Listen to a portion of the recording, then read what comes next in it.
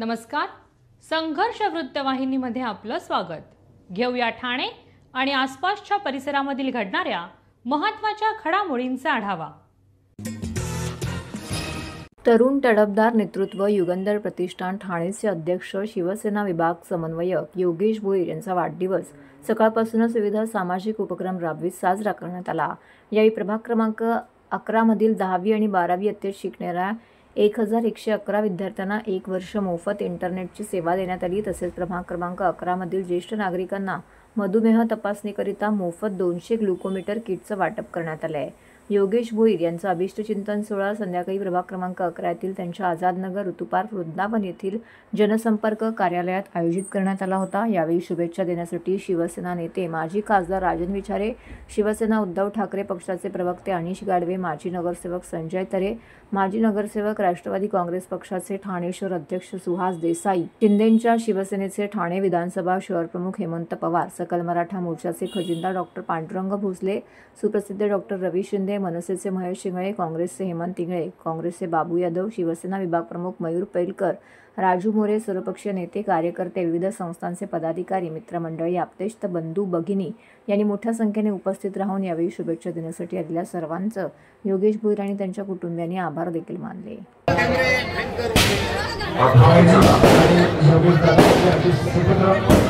आणि आता आपले आदरणीय सरकार असं व्यक्तिमत्व माजी लाडके खासदार शिवसेना नेतेसाठी पाहतो आपण योगेश दादा खरं तर हा फरक आहे.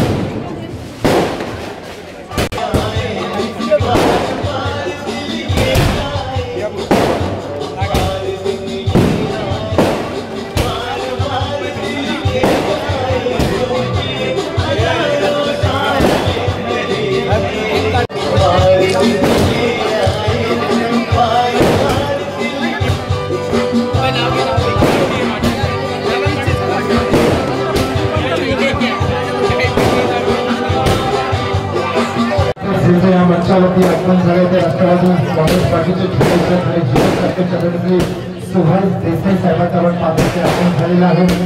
आपल्या या व्यक्तिमत्वाला बळकटी शुभेच्छा देण्यासाठी अजून दोन आहेत.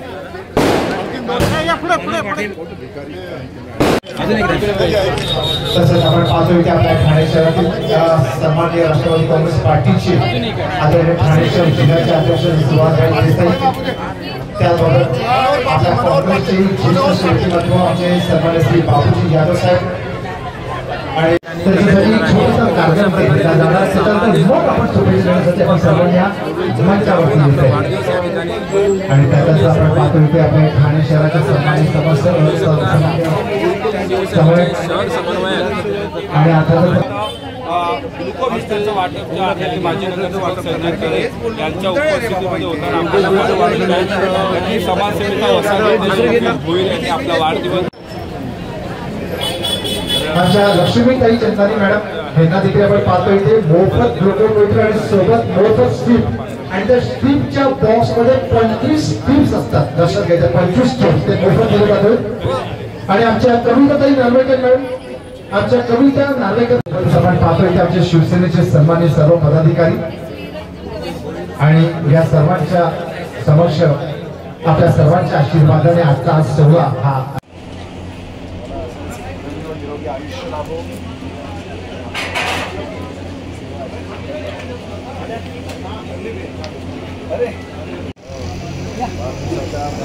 शुभेच्छा दोन्ही इकडे बघा इकडे बघा. दरवर्षी मला वाटतं योगेश भोईर ज्येष्ठ नागरिक असतील, इथले नागरिकांसाठी विविध असे उपक्रम करत असतात. यावेळेला वाढदिवसाच्या निमित्ताने त्या ठिकाणी मोफत ग्लुकोमीटर हे वाटण्यात आलेले आहेत. आणि अशा पद्धतीने वेगवेगळे उपक्रम ते 365 दिवस त्या ठिकाणी करत असतात. मी त्यांना शुभेच्छा देतो. त्यांच्या हातून असंच चांगलं कार्य घडो अशी ईश्वरचरणी प्रार्थना करतो. धन्यवाद. दरवर्षी वाढदिवसानिमित्त आपण समाजाचं काहीतरी देणं लागतो या हेतूने मी ज्येष्ठ नागरिकांसाठी काहीतरी मनातूनच असं येतं की काहीतरी चांगलं काम करावं आणि त्या दृष्टीने ह्यावर्षी ग्लुकोमीटरचं वाटप केलं आहे आम्ही. त्याचबरोबर 10वी 12वी गुणवंत विद्यार्थ्यांसाठी 1111 विद्यार्थ्यांना आम्ही संपूर्ण वर्षाचं इंटरनेट फ्री देणार आहोत. अशा प्रकारे आजचा वाढदिवस एक खास योजनेसाठी करत आहोत आणि लोकांचं सेवा करण्याचं आजच्या दिवशी भाग्य मिळावं या हेतूने केलं आहे. दरवर्षी मागच्या वर्षी आम्ही स्टिक ज्येष्ठ लोकांसाठी वाटले. त्याच्या अगोदर अनाथ वृद्धाश्रमामध्ये त्यांची सेवा करण्यासाठी काम केलेलं आहे. सिग्नल शाळेसाठी पण आम्ही खेळणी आणि खाऊ वाटप केलेलं आहे. असं दरवर्षी वाढदिवसानिमित्त काही ना काही समाजासाठी करण्याची जी तळमळ असते ती ह्या दिवशी उफाळून येऊन आम्ही काम करण्याचं मनोदय मला देत राहतं. अशा तऱ्हेने वाढदिवस साजरा करण्याचा वेगळाच आनंद मला मिळतो. सर्व नागरिकांना आवाहन करण्यात येत आहे की सध्या डासांमार्फत पसरणाऱ्या डेंग्यू या आजाराचा प्रसार रोखण्यासाठी प्रत्येकाने पुढील प्रमाणे कार्यवाही करावी. डेंग्यू आजार एडिस इजिप्ती हा डास चावल्याने होतो. या डासांची पैदास साचलेल्या किंवा साचवलेल्या स्वच्छ पाण्यामध्ये होते. 8 दिवसांपेक्षा जास्त दिवस पाणी उघडे व साचून राहिल्यास त्यात डास अंडी घालतात. अंड्यांच्या अळ्या तयार होऊन पुढे डास तयार होतात. यासाठी आपल्या घरातील पाणी साठे उदाहरणार्थ बॅरल्स, पिंपे, टाक्या, हौद, रांजणे इत्यादी दर आठवड्याला रिकामे करून घासून पुसून कोरडे करून पुन्हा भरावे. 1 दिवस कोरडा दिवस म्हणून पाळावा. पाणी साठ्यांना घट्ट झाकणे बसवावीत किंवा जुनी साडी, चादर, धोतर यांनी बांधून झाकून ठेवावीत, म्हणजे डास त्यात जाऊन अंडी घालणार नाहीत. घराच्या गच्चीवर, आजूबाजूला, अंगणात कोठेही पाणी साचू देऊ नये. भंगार सामान उघड्यावर टाकू नये. उदाहरणार्थ टायर्स, प्लास्टिक सामान, कुंड्या, टाकाऊ वस्तू इत्यादी. अशा सामानात पावसाचे पाणी साठून त्यात डेंग्यूच्या डासांची पैदास होते. घरातील कूलर्स, फ्रीजच्या पाठीमागील ट्रे हे देखील वेळोवेळी कोरडे करावेत. लक्षात ठेवा, नुसत्या फवारणीने डास घनता कमी होत नाही, तर त्यासाठी डास पैदास ठिकाणे नष्ट करणे ही आपल्या सर्वांची जबाबदारी आहे. कोणताही ताप अंगावर न काढता जवळच्या शासकीय रुग्णालयात मोफत औषधोपचार घ्या. अशा प्रकारे नागरिकांनी सहकार्य केल्यास डेंग्यूचा प्रसार रोखणे सहज शक्य आहे.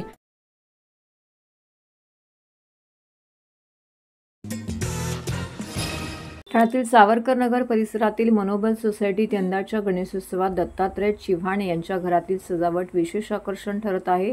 तब्बल 25 दिवसाच्या अथक परिश्रमानंतर कुटुंबाने काशी विश्वनाथ मंदिराचा देखावा साकारला असून तो पाहण्याकरिता परिसरातील भाविक नागरिक मोठ्या संख्येने येत आहेत. पुण्यश्लोक अहिल्यादेवी होळकर यांच्या त्रिशताब्दी वर्षानिमित्त त्यांच्या कार्याचा आढावा घेऊन बांधलेल्या काशी विश्वनाथ मंदिराचा हुबेहूब देखावा उभारण्यात आला आहे. या माध्यमातून अहिल्यादेवींना अनोखी मानवंदना अर्पण करण्यात आलेली आहे. इतिहासातील त्यांच्या पराक्रमाची व समाजासाठी त्यांनी केलेल्या कार्याची जाणीव या सजावटीतून भाविकांना होत असून अहिल्यादेवी होळकर यांचे विचार घरोघरी पोचावेत यासाठी एक पत्रक देखील देण्यात येत आहे. सजावटी इतकीच गणेश मूर्ती ही आकर्षणाचा विषय ठरली आहे. दत्तात्रय चिव्हाणे यांचा मुलगा प्रणय चिव्हाणे याने शाडूमातीपासून स्वतःच्या हाताने ही मूर्ती घरीच साकारली आहे. पर्यावरणपूरकतेचा संदेश देत कुटुंबाने यंदा ही परंपरा जोपासली आहे. याआधी चिव्हाणे कुटुंबाने चाळ संस्कृती, आरोग्य, धनसंपदा, वृद्धसेवा, ऑनलाईन फायदे तोटे, मोबाईलचा दुरुपयोग अशा सामाजिक लोक जनजागृतीपर देखावे साकारले होते.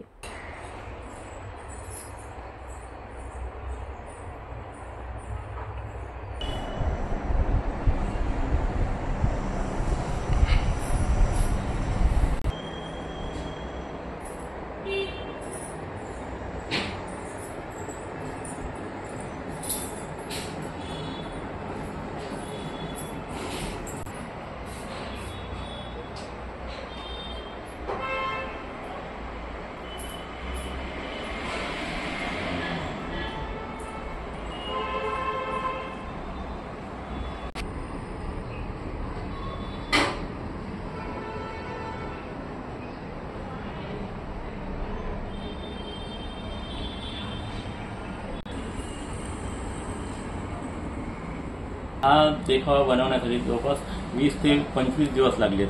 त्याच्यामध्ये एवढी बारीक कामं आहेत ना, ते मंदिराचं डिझाईन वगैरे, त्याच्यामुळे त्याला एवढा 20 ते 25 दिवस लागले. आणि दरवर्षीप्रमाणे याही वर्षी सुद्धा आमची मूर्ती इको फ्रेंडली आहे, शाडू मातीपासून. माझा मुलगा प्रणय चिवाने यांनी बनवलेली आहे. दरवर्षी आम्ही शाडू मातीपासून बनवतो आणि विसर्जन करताना आम्ही पर्यावरणपूरक आहे असल्यामुळं ती माती पूर्ण विसर्जित होते. राष्ट्रीय ओबीसी महासंघ ठाणे जिल्हा यांच्या वतीने ठाण्यातील शासकीय विश्रामगृहाबाहेर ओबीसी लाक्षणिक आंदोलन करण्यात आलं. जातीनिहाय जनगणना करणे, मराठा समाजाला सरसकट कुणबी दाखले देऊ नयेत, मराठा समाजाचे ओबीसीकरण करू नये, तसेच ठाणे जिल्ह्यातील ठाणे शहरात ओबीसी विद्यार्थी वसतिगृह 100 मुलींसाठी आणि 100 मुलांसाठी सुरू करावे, ही मागणी देखील करण्यात आलेली आहे. त्याचबरोबर ज्ञानज्योती सावित्रीबाई फुले आधार योजना सुरू करून त्याबाबत निधी देण्यात यावा. महाज्योती कोकण विभागीय कार्यालय ठाणे शहरामध्ये सुरू करण्यात यावे, अशी मुख्य मागणी या ओबीसी लाक्षणिक आंदोलनाच्या माध्यमातून करण्यात आलेली आहे. त्याचबरोबर मराठा आरक्षणासंदर्भात शासनाने 2 सप्टेंबर रोजी घेतलेला GR रद्द करावा, याकरिता देखील विरोध नोंदवण्याकरिता हे ओबीसी लाक्षणिक आंदोलन करण्यात आलं. यामध्ये राष्ट्रीय ओबीसी ठाणे जिल्ह्याचे अध्यक्ष अशोक भिसे, भूमिपुत्र भूमिकन्या सामाजिक सेवा संस्थेच्या कळवा अध्यक्ष वंदना गौरी यांनी देखील यामध्ये सहभाग घेतला. शासकीय विश्रामगृहाबाहेर हे आंदोलन करण्यात आलं. यावेळी ओबीसी ठाणे जिल्ह्याचे अनेक पदाधिकारी यामध्ये सहभागी झाले होते.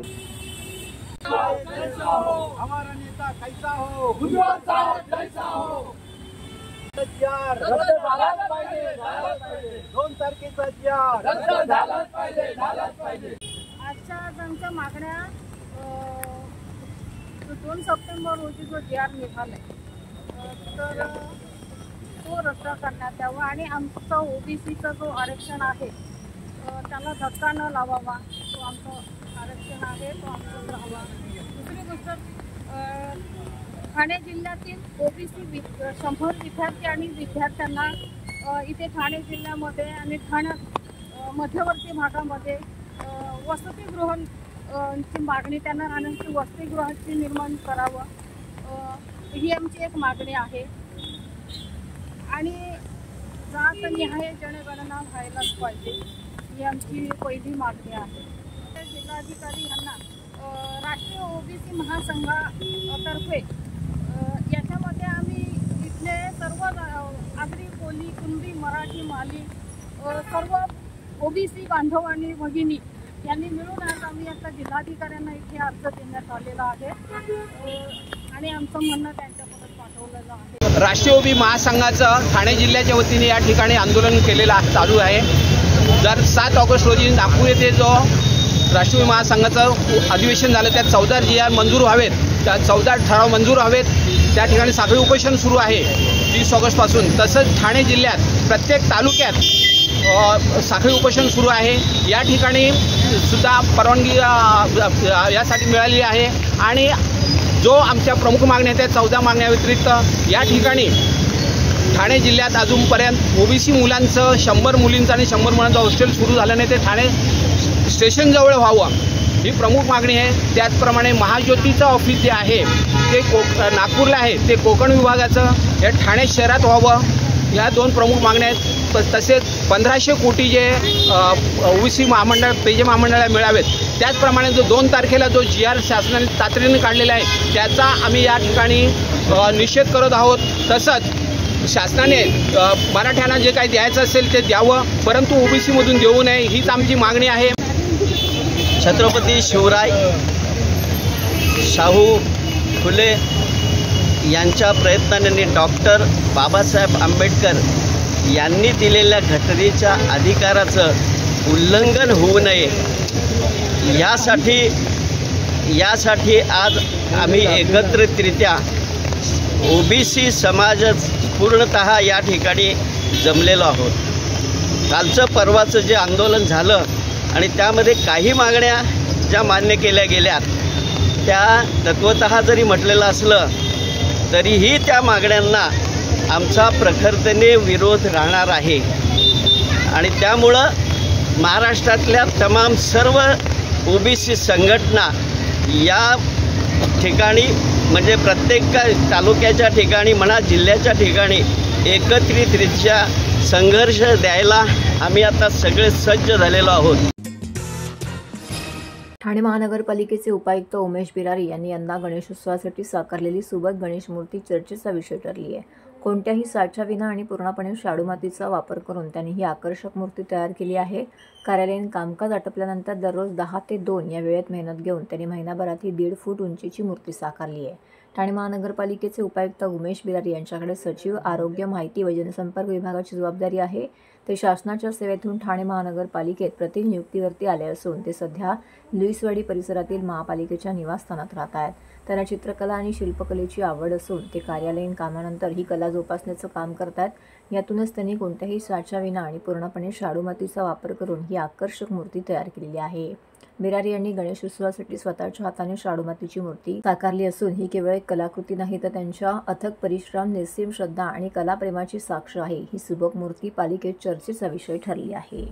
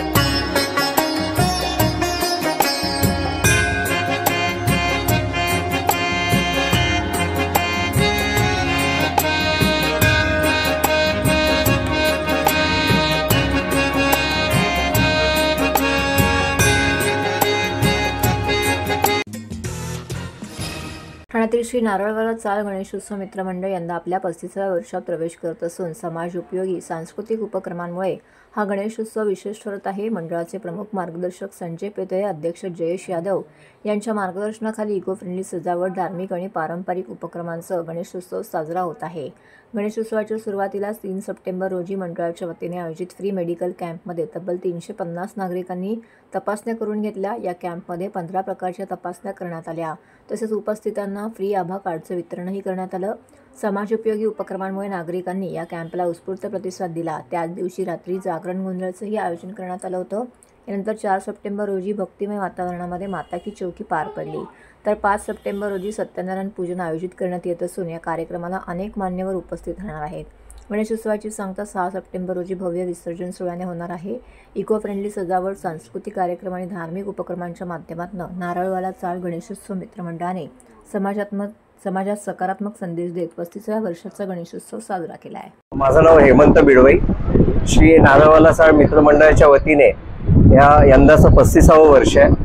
अध्यक्ष श्री जयेश बबन यादव, अमोल बबन यादव, कार्यकर्ते जे आहेत योगेश कासार आणि आमचे मामा आणि आमचे जे प्रमुख सल्लागार आहेत ते संजय पितळे साहेब. या नारळवाला चाळ मित्रमंडळाच्या माध्यमातून दरवर्षी वेगवेगळ्या उपक्रमांची रेलचेल चालूच असते. तर यावर्षी आम्ही आरोग्य शिबिराचं नियोजन केलं होतं. तर त्या माध्यमातून आज 3 सप्टेंबर रोजी आरोग्य शिबिराचं, या आरोग्य शिबिरामध्ये जवळजवळ 14 टेस्ट होतात. त्याच्यामध्ये ECG टेस्ट पण आहे, त्याच्यानंतर आपण ब्लड टेस्ट जे आहे ब्लड टेस्ट आहे, त्याच्यानंतर शुगर टेस्ट आहे, अशा वेगवेगळ्या जवळजवळ 13 टेस्ट आहेत. त्यानंतर आय टेस्ट आहे आणि आपण आयुष्यमान भारत कार्ड जे आहे त्याचं वितरण आपण फ्री ऑफ कॉस्ट करतो. तर म्हणजे हा जो उपक्रम राबवण्याचा जो आम्ही विचार केला तो अशा पद्धतीने केला की आज हेल्थची गरज आहे लोकांना आणि या माध्यमातून ज्या फ्री टेस्ट देतोय. तर आज परिसरात जो बाजारपेठेचा जवळजवळ सगळा परिसर आहे, कॅम्प चालू होऊन 9:30 ते 10 वाजता कॅम्प चालू झालाय. पण 10 वाजल्यापासून आतापर्यंत म्हणजे एक 12:30ची वेळ झाली आहे. तर 12:30 पर्यंत जवळजवळ 100-125 लोकांनी त्याचा फायदा घेतलेला आहे. आणि याच माध्यमातून असे बरेच लोक जवळजवळ संध्याकाळी आमचं 5 ते 6 वाजेपर्यंत जवळजवळ 600 लोकांचं टार्गेट आहे. 600 लोक या कॅम्पच्या माध्यमातून या आरोग्य शिबिराचा फायदा घेतील. तसेच उद्या माता की चौकी म्हणून एक मोठा कार्यक्रम आहे, अतिशय धार्मिक कार्यक्रम आहे आणि या धार्मिक कार्यक्रमांच्या माध्यमातून आपण सगळ्या समाजाची जी लोक आहोत एकत्र येणार आहोत आणि गणेशोत्सवाच्या निमित्ताने आपण माता की चौकी हा जवळजवळ देवींच्या गाण्यांचा मोठा कार्यक्रम होणार आहे आणि मुंबईचा एक वैष्णोदेवी माता ग्रुप म्हणून जो आहे तो या माध्यमातून कार्यक्रम असेल। त्यानंतर आम्ही एक छोटीशी एक उपक्रम राबवलेला जयेश बबन यादव यांच्या माध्यमातून, जे अध्यक्ष आहेत, की आम्ही दर्शनाला जी येणारी लोक आहेत त्यांना आम्ही एक आवाहन केलं होतं की त्या आवाहनाच्या माध्यमातून की तुम्ही प्रसाद फुलं असं न आणता एक वही आणि एक पेन हे आणावं आणि त्या माध्यमातून जवळजवळ मला असं वाटतं की 200 ते 250 लोकांनी वही आणि पेनाचं आम्हाला दान केलेलं आहे मंडळाला। आणि ते दान जे आहे आम्ही वाडा, मोखाडा तसेच खारबाव या ठिकाणी आम्ही ते वही आणि पेन आदिवासी विद्यार्थ्यांपर्यंत पोहोचवणार आहोत, कारण की त्याही छोट्या छोट्या गोष्टींसाठी आजही वंचित आहेत। तर आपण त्या विद्यार्थ्यांसाठी ते देणार आहोत। वही, पेन, काही लोकांनी पॅड्स आणून दिलेले आहेत, रायटिंग पॅड आणून दिलेले आहेत, पेन आणून दिलेले आहेत। अशा माध्यमातून आम्ही या मंडळाच्या वतीने असे भरगच्च मोठा कार्यक्रम आहे आणि सत्यनारायणाची पूजा 5 तारखेला आहे। त्या माध्यमातून पण एक आम्ही लहान मुलांचं एक छोटासा बक्षीस समारंभाचा कार्यक्रम ठेवतोय। त्यानंतर 5-6 तारखेला विसर्जन मिरवणूक आहे। विसर्जन मिरवणुकीचा जो सोहळा असतो हा अत्यंत विलोभनीय सोहळा असतो। बघायचं गेलं तर आज जे ठाण्यातले मानाचे गणपती जे उत्सव होतात त्यामध्ये आमचा गणपती उत्सव मांडला जातो आणि विसर्जन मिरवणूक सोहळा जो आहे हा अतिशय वेगळ्या पद्धतीने असतो। त्यासाठी सुद्धा तुम्ही तो बघण्यासाठी यावात आणि मी सगळ्या ठाणेकरांना विनंती करतो की विसर्जन मिरवणूक सोहळा जो आहे तो प्लीज तुम्ही एकदा बघण्यासाठी यावा, कारण तो अतिशय वेगळ्या पद्धतीचा असतो। ठाण्यातील आझादनगर नंबर 2 येथील जय भवानी मित्र मंडळाच्या वतीने 39व्या सार्वजनिक गणेशोत्सवाचे आयोजन करण्यात आलेले आहे। 1987 मध्ये स्थापन झालेल्या मंडळाकडून दरवर्षी समाजाला जागरूक करणारे आणि विचार करायला लावणारे विषय निवडले जात आहेत। मागील वर्षी निष्काळजीपणामुळे होणारी जीवितहानी हा विषय घेऊन अपघातांच्या घटनांवर प्रकाश टाकण्यात आला होता। यावर्षी मात्र मंडळाने देशभक्तीचा उत्साह वाढवणारा दहशतवाद ठेचलाच पाहिजे हा देखावा साकारलाय। ठाण्यातील जय भवानी मित्र मंडळ यांच्या वतीने यंदा सजावटीमध्ये देशात झालेले अनेक दहशतवादी हल्ले दाखवण्यात आले आहेत। त्यामध्ये 12 मार्च 1993 रोजी मुंबईत झालेले बॉम्बस्फोट, 2002 सालचा घाटकोपर बस बॉम्बस्फोट, 11 जुलै 2006 रोजी उपनगरीय रेल्वे मार्गावरील मालिका बॉम्बस्फोट, 26/11 मुंबई हल्ला, तसेच 14 फेब्रुवारी 2019 जम्मू श्रीनगर राष्ट्रीय महामार्गावरती भारतीय सुरक्षा कर्मचाऱ्यांना घेऊन जाणाऱ्या CRPF वाहनांच्या ताफ्यावर एका आत्मघातमी बॉम्बरने हल्ला केला, ज्यामध्ये 40 भारतीय सुरक्षा कर्मचारी ठार झाले। या सर्व घटना वेधक पद्धतीने या देखाव्यामध्ये दाखवण्यात आलेल्या आहेत। दहशतवाद पुन्हा हल्ला करू शकतो, त्यामुळे मंडळाने या देखाव्यातून शासनाला विनंती केली आहे की आपल्या देशाच्या सीमा मजबूत करा, तसेच शाळेत जाणाऱ्या मुलांच्या आर्मीचे शिक्षण देण्यात यावे, जेणेकरून येणारी पिढी वेळप्रसंगी अतिरेक्यांशी युद्ध करून त्यांचा खात्मा करेल, अतिरेकांच्या हल्ल्याला बळी पडणार नाही। याविषयी जय भवानी मित्र मंडळाचे अध्यक्ष, शिवसेना शाखा प्रमुख सतीश पवार, मंडळाचे कार्यकर्ते रिषभ धामनसकर, विशाल गायकवाड यांनी यावरची अधिक माहिती दिली आहे। सर्वात प्रथम सर्वांना जय महाराष्ट्र, नमस्कार। माझं नाव रिषभ सुनील धामनसकर, मी जय भवानी मित्र मंडळाचा एक साधासा असा कार्यकर्ता आहे आणि आपल्या जय भवानी मित्र मंडळाला आता 39 वर्ष पूर्ण झालेले आहेत आणि ह्या वर्षी आम्ही देखावा दाखवलेला आहे की दहशतवाद हा ठेचलाच पाहिजे। हा विषय घेण्याचं कारण म्हणजे असं की आपल्या देशाच्या जवानांचा शौर्यगाथा, अनेक वर्षापासून आपले जवान हे देशासाठी कार्यरत आहेत, खूप मनापासून सेवा करत आहेत आणि आपल्या जीवाच्या प्राणांची आहुती देत आहेत, म्हणजे आहुती देण्यासाठी पण ते स्वतःचा विचार करत नाही। तर त्यांच्या शौर्याला आणि त्यांच्या जे शहीद झालेले आपले जवान आहेत त्यांच्यासाठी आमच्याकडून एक श्रद्धांजली आहे थोडक्यात, की आम्ही आमचा पूर्ण प्रयत्न करून आम्ही त्यांच्यासाठी श्रद्धांजली वाहिलेली आहे।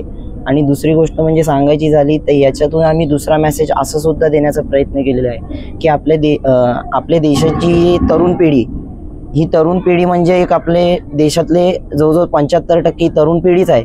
ही तरुण पिढीने आर्मीचं शिक्षण हे घेतलंच पाहिजे, कारण घटना कुठेही घडू शकते, घटना घडायला काही वेळ आणि काळ लागत नाही, ते कधीही होतं। पण आपले यूथच ही अशी गोष्ट आहे की त्या गोष्टीवर क्विक फास्ट रिॲक्शन आहे ती यूथच करते पटकन। तर त्यांनी आर्मी ट्रेनिंग केली तर याचा फायदा आपल्या देशालाच आहे। तेवढा देश आपला सेफ राहतो. आणि दुसरी गोष्ट म्हणजे आपल्या इंटेलिजन्स सर्वे आणि की बाकीच्या गोष्टी जसं पोलीस आहे, CRPF वगैरे सर्वे या फोर्सेस आहेत, ह्यांना सर्वांना आपले यूथ एक प्रकारे न कळत, म्हणजे थोडक्यात सांगायचं झालं तर इनडायरेक्टली मदत करू शकते as a active person of the nation. तर आम्ही हा असा प्रयत्न छोटासा केलेला आहे आणि आता पाहूया की देश आपलं या गोष्टीतून काय संदेश घेतो आणि याच्यावर किती अजून हे संदेश चांगल्या प्रकारे. सर्वप्रथम नमस्कार. जय भवानी मित्रमंडळमध्ये आपलं सर्वांचं स्वागत आहे. माझं नाव विशाल नंदकुमार गायकवाड आहे. मी एक मंडळाचा कार्यकर्ता आहे आणि ह्या वर्षीचा आमचा देखावा आहे की दहशतवाद हा ठेचलाच पाहिजे. पाकिस्तानकडनं काही ॲक्टिव्हिटी भारताविरुद्ध होतात, तर ह्या देखाव्याच्या माध्यमातून आम्ही तुम्हाला सांगू इच्छितो की भारत हा कोणत्याही परिस्थितीत मागे हटणारा नाही देश आहे आणि पाकिस्तानकडून कुठलीही कुरघोडी जर करण्याचा प्रयत्न केला तर त्याला जसं तसं उत्तर भारताकडून येणार. स्टार्टिंगपासूनच आम्ही दाखवण्याचा प्रयत्न केला आहे. तुम्ही बघत असेल तर मुंबई बॉम्ब ब्लास्टपासून आतंकी हमला 2008चा जो कसाब यांच्यामार्फत झाला होता तो पण आम्ही दाखवला आहे. रेल्वेमध्ये जे बॉम्बस्फोट झाले, साखळी बॉम्बस्फोट, ते पण आम्ही दाखवलेत. आणि घाटकोपरमधला जो बस स्फोट होता तो पण आम्ही दाखवला आहे. आणि पहलगामचा पण आम्ही घेतला आहे. म्हणजे आपण पाकिस्तानला कशा प्रकारे उत्तर देऊ शकतो ते आम्ही सर्व त्यात सीन घेतले. तर हे होतं संघर्ष वृत्तवाहिनीचं आजचं बातमीपत्र. उद्या पुन्हा भेटू याच वेळी याच ठिकाणी ताज्या घडामोडींसह. तोपर्यंत नमस्कार.